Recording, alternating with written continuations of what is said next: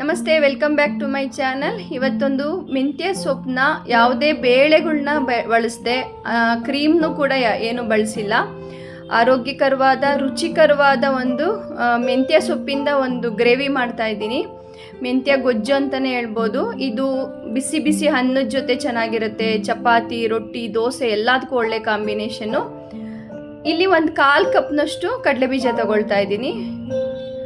ಈಗ ಕಡಲೆಬೀಜನ ಒಂದು ಒಳ್ಳೆ ಹದಕ್ಕೆ ಫ್ರೈ ಮಾಡ್ಕೋಬೇಕು. ಈ ಕಡಲೆಬೀಜನ ಎಷ್ಟು ಒಳ್ಳೆ ಹದಕ್ಕೆ ಫ್ರೈ ಮಾಡ್ಕೊತೀವೋ ಅಷ್ಟು ಚೆನ್ನಾಗಿರುತ್ತೆ ಅಂತ ಹೇಳ್ಬೋದು.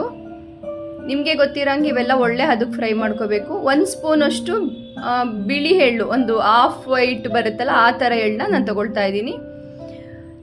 ಈಗ ಅವೆರಡು ತಣ್ಣಗಾದ್ಮೇಲೆ ಮಿಕ್ಸಿ ಜಾರ್ಗೆ ಹಾಕ್ಕೊಳ್ತಾ ಇದ್ದೀನಿ ಎಳ್ಳು ಮತ್ತು ಕಡಲೆಬೀಜ. ಅದಕ್ಕೆ 1 ಸ್ಪೂನಷ್ಟು ಹುರಿಗಡಲೆ ಸೇರಿಸ್ತಾ ಇದ್ದೀನಿ. ಫಸ್ಟು ಡ್ರೈಯಾಗಿ ಗ್ರೈಂಡ್ ಮಾಡಿ, ನಂತರ ಸ್ವಲ್ಪ ನೀರನ್ನ ಸೇರಿಸಿ ಈ ಥರ ನುಣ್ಣಗೆ ಪೇಸ್ಟ್ ಮಾಡ್ಕೋಬೇಕು.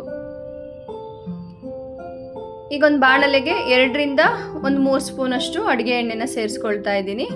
ಇಲ್ಲಿ ನಾನು ಒಂದು 1/4 ಕಪ್ನಷ್ಟು ಕಡಲೆಬೀಜಕ್ಕೆ ಅರ್ಧ ಕಟ್ನಷ್ಟು ಮೆಂತ್ಯ ಸೊಪ್ಪು ತೊಗೊಳ್ತಾ ಇದ್ದೀನಿ. 1 ಫುಲ್ ಬಿಡಿಸಿರೋ ಅಂಥ ಬೆಳ್ಳುಳ್ಳಿನ ಹಾಗೆ ಜಸ್ಟ್ ಕಟ್ ಮಾಡಿದ್ದೀನಿ ಅಷ್ಟೇ, ಸೇರಿಸಿ ಅದು ಮಧ್ಯೆ ಮಧ್ಯೆ ಬಾಯಿಗೆ ಸಿಗ್ತಿದ್ರೆ ಚೆನ್ನಾಗಿರುತ್ತೆ. ಅದಕ್ಕೋಸ್ಕರ ಒಂದು ಒಳ್ಳೆ ಅದಕ್ಕೆ ಫ್ರೈ ಆದಮೇಲೆ ಮೆಂತ್ಯ ಸೊಪ್ಪನ್ನ ಹಾಕ್ಕೊಳ್ತಾ ಇದ್ದೀನಿ. ಮೆಂತ್ಯ ಸೊಪ್ಪನ್ನು ಅಷ್ಟೇ ತುಂಬ ಟೈಮ್ ತಗೊಳ್ಳಲ್ಲ, ಒಂದು 2ರಿಂದ 3 ನಿಮಿಷಕ್ಕೆ ಈ ಥರ ಎಣ್ಣೆನಲ್ಲೇ ಬೇಯಿಸ್ಕೊಂಡು ಬಿಡ್ಬೋದು.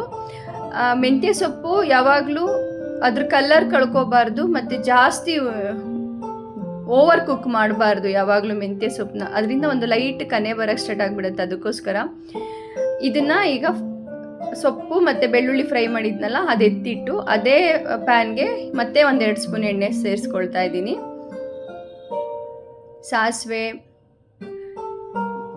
ಮತ್ತು ಸ್ವಲ್ಪ ಜೀರಿಗೆ ಕೂಡ ಒಗ್ಗರಣೆಗೆ ಸೇರಿಸ್ಕೊಳ್ತಾ ಇದ್ದೀನಿ. ಅದ್ಭುತವಾಗಿರುತ್ತೆ.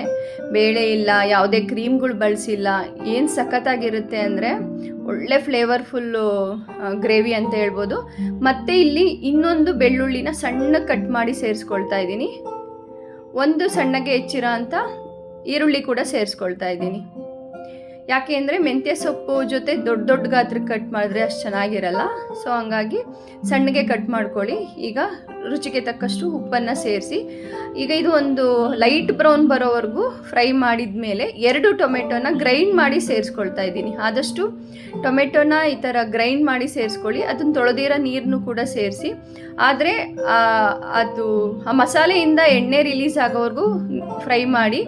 ಇಲ್ಲಿ ಅರಿಶಿನ, 1 ಸ್ಪೂನು ಖಾರದ ಪುಡಿ ಖಾರಕ್ಕೋಸ್ಕರ, 2 ಸ್ಪೂನಷ್ಟು ಧನಿಯಾ ಪುಡಿ, 1 ಸ್ಪೂನ್ ಅಚ್ಚ ಖಾರದ ಪುಡಿ, ಸ್ವಲ್ಪ ಗರಂ ಮಸಾಲ, ಎಲ್ಲ ಮಸಾಲಗಳನ್ನೂ ಸೇರಿಸಿ ಈಗ ಇದು ಸ್ವಲ್ಪ ಬಿಸಿ ನೀರು ಹಾಕ್ಕೊಳ್ಳಿ.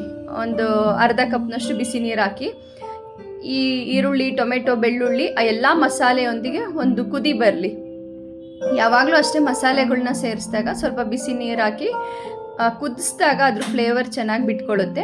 ಈಗ ಗ್ರೈಂಡ್ ಮಾಡಿ ಇಟ್ಕೊಂಡಿದ್ನಲ್ಲ ಕಡಲೆಬೀಜ ಮತ್ತು ಎಳ್ಳು, ಹುರಿಗಡಲೆ, ಆ ಪೇಸ್ಟ್ನ ಇಲ್ಲಿ ಸೇರಿಸ್ಕೊಳ್ತಾ ಇದ್ದೀನಿ.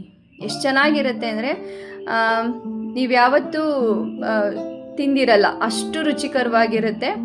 ಈಗ ಯಾವಾಗಲೂ ಮೆಂತ್ಯ ಸೊಪ್ಪಿಗೆ ದಾಲ್ ಬಳಸ್ತೀವಿ, ಇಲ್ಲ ಮೊಸರು ಯೂಸ್ ಮಾಡಿ ಮಾಡ್ತೀವಿ, ಹಾಲಿನ ಕೆನೆ ಬಳಸಿ ಮಾಡ್ತೀವಿ. ಅದ್ಯಾವುದೂ ಇಲ್ಲದೆ ಈ ಥರದ್ದೊಂದು ಕಡಲೆಬೀಜ ಮತ್ತು ಬಿಳಿ ಎಳ್ಳನ್ನ ಫ್ರೈ ಮಾಡಿ ಏನು ಗ್ರೈಂಡ್ ಮಾಡ್ಕೊಂಡಿದ್ನಲ್ಲ ಆ ಪೇಸ್ಟ್ ನಿಮಗೆ ಗೊತ್ತು, ಅದರದ್ದೇ ಅದು ಫ್ಲೇವರ್ ಇರುತ್ತೆ, ಅದಕ್ಕೆ ಆದಂಥ ಒಂದು ರುಚಿ ಇರುತ್ತೆ.